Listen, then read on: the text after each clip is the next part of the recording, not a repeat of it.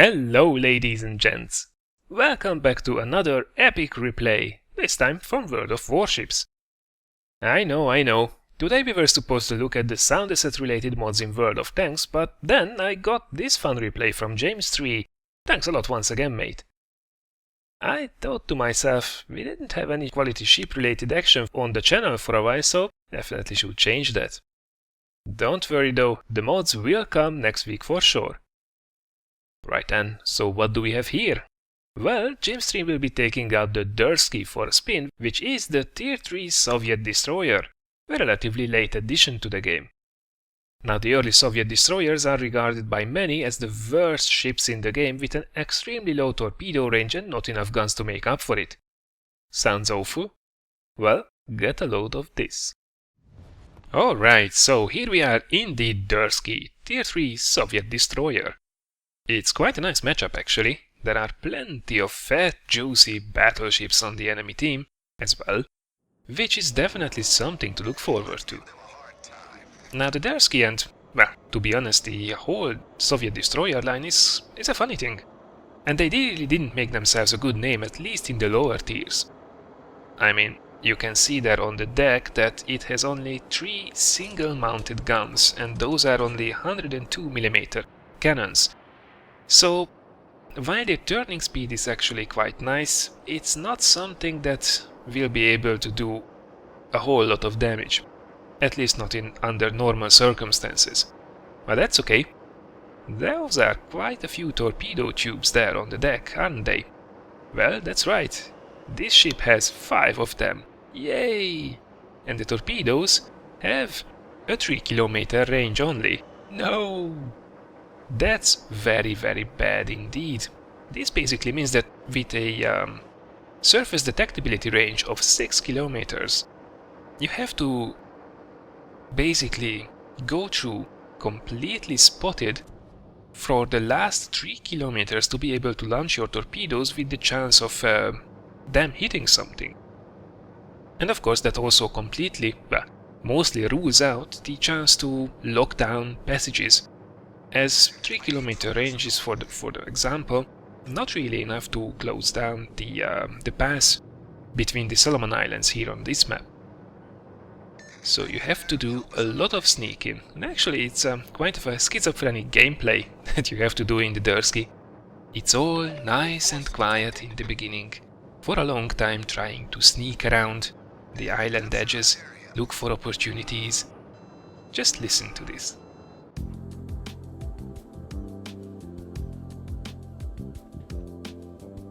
Nobody to disturb us.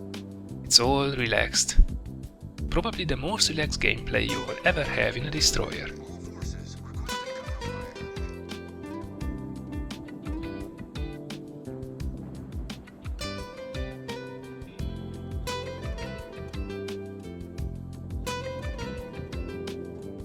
Really, did someone bring a good book or anything? It's so nice and quiet here.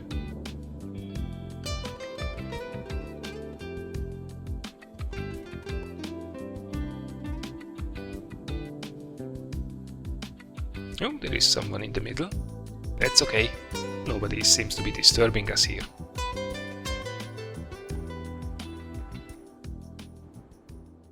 Oh, what was this? Somebody has detected us. And that means it's action time!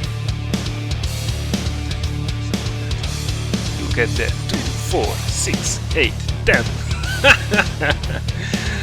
Holy crap, those are a lot of torpedoes in the water.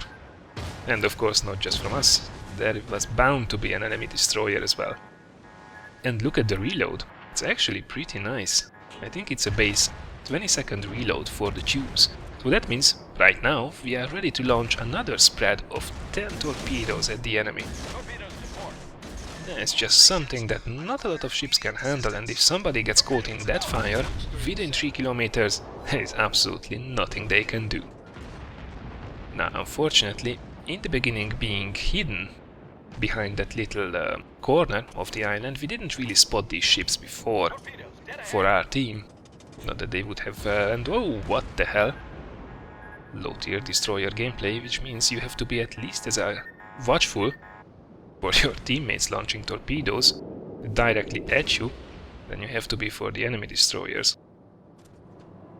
So as I was saying, we really didn't spot much, because we were just not in the position, and unfortunately, while we fired 20 torpedoes in a couple of seconds, all of them missed.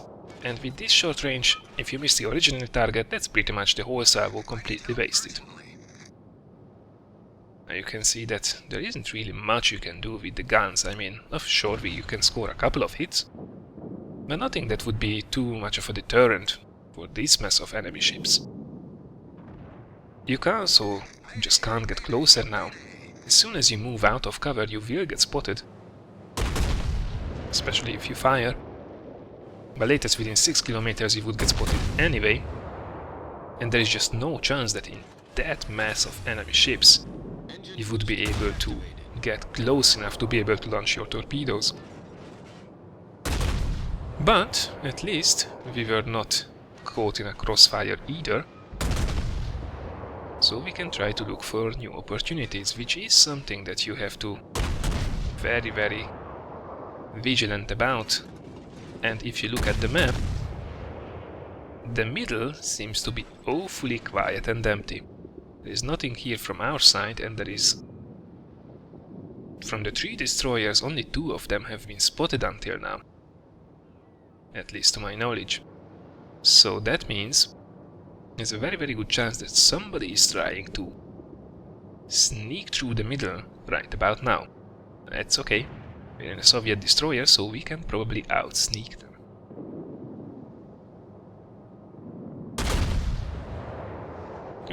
We have been detected again. It means this much that you fire your guns. From under 8 kilometers you will get spotted instantly, although you would have normally a 2 kilometer range until your surface detectability kicks in. And oops, we found us a target. And there we go. Now that guy is for sure launching torpedoes right about now. That was a little bit unlucky. So let's try to light him up. He's still outside of our torpedo range, and yep, his torpedoes are already there, and whoa. Thank God for that 2.6 second rudder shift time. This ship is very mobile and very agile at the same time. And now we are about in range, so that means let's unleash hell. Look at that. There is no chance that guy is getting out of this one. And finally, after launching 30 torpedoes, the first two hits have been scored, which means 1 very dead enemy destroyer. And look at the reload. We already reloaded all the tubes. It goes this much. Absolutely fantastic. So yeah, schizophrenic gameplay. A lot of maneuvering and sneaking around, and then bang in your face, 10 torpedoes. Eat that. Now, we have been dealing with this threat quite nicely, and that at the same time opens up the possibility to go through the middle ourselves. Now question, which side to go for? Both sides seem to be relatively okay. Probably the to our left, the team would need a little bit more help, but either call is about alright, I think. To the right, the ships are a little bit closer, so we can deal some damage a little bit sooner. Now, James 3 is hesitating a little bit here as well. I don't blame him, I would be probably too. But then he decides to go for ultimate sneak attack. You remember that as a destroyer, when trying to hand down battleships, you really shouldn't be driving into the cap circle, right? Because it signals your exact position. Well, being in a sneaky destroyer with a very, very short torpedo range, and with battleships in the open water, there is actually something you can do. Driving into the cap circle will definitely draw them back to you. And while sitting behind the corner of the island, in a smoke screen, you can let them come so close that you can basically just throw your torpedoes at them by hand. So, there we go. The trap has been set, and that is one AFK battleship there. It's good to know. We will keep that in mind for later. So there we go, just sneaking around. Who will take the bait? Smokescreen set. There we go, James 3 is saying it as well. Bait has been set. It has been indeed. And looks like enemy team is biting. From both sides we can expect incoming ships. Question is, who will get here first?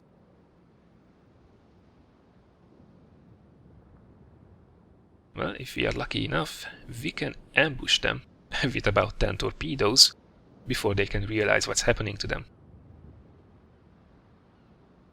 I have to say, it's not an easy one to play this ship effectively. But when it happens, when everything falls to place, it's so effective to lay down, covering fire with torpedoes.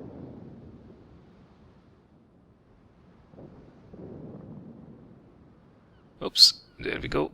Oh, and we have been spotted. It seems that the smoke screen has weared off just in the wrong time, because that is an enemy St. Louis battleship, if I'm not mistaken. Sorry, a St. Louis cruiser, which is not a ship that you want to face, but he is almost within range. Come on, 3.2, 3.1, 3 kilometer, go, go, go. 2 torpedoes, 4, 6, a little bit more, come on, don't forget to maneuver, and there we go. That's how you dodge fire from a St. Louis at this distance. Destroyers are super small targets if they are heading straight towards you. And St. Louis has good turning speed, but not this good. There we go. From super short distance, 4 more torpedoes in your face. So that battleship is definitely keeping us spotted for the other guys. But he should be a very, very easy target. We don't really have to worry about secondary guns at this tier on battleships either. And that means we can farm some really easy damage on them. There we go. Perfect. And while that enemy destroyer, and look at that, 7 more hits. That battleship has been obliterated from 100% to minus 100%. That destroyer looks like an easy kill for some HE shells, but we would have gotten him. That's okay. We are now safe and finally off the radar of those enemy battleships. Torpedoes to port.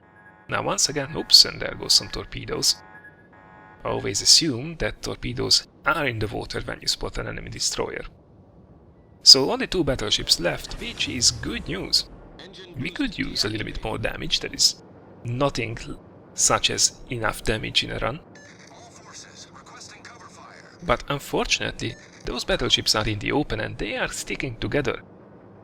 Going at them in a fairly wounded destroyer would be completely useless, even with the battleship accuracy.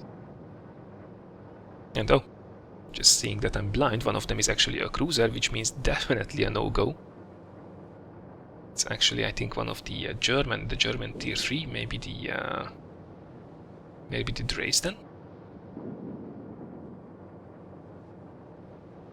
So that's definitely not something you want to do, but they are just heading towards the gap, and there is this nice little comforting island in between us.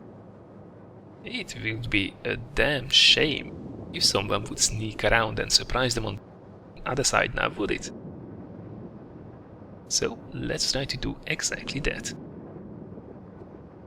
I mean going at these two ships, jumping onto them from about 3.5 kilometers range, will probably mean the death of us. We should be able to release quite a few torpedoes beforehand. Oh, and both are on half health, which is excellent. That means we can probably spread our damage around even better.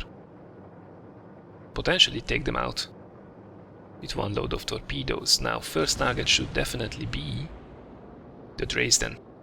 He's the more dangerous one, although he's a little bit further away. Taking him out will make things definitely easier, and he is taking quite a few shots. So that means now is probably the time. Still quite a long time to go. And ooh, battleship. Already within shooting range, we have to take this opportunity. Sailing straight toward the Dresden, giving him slowest possible shooting range. And look at it. We are in the thick of it once again.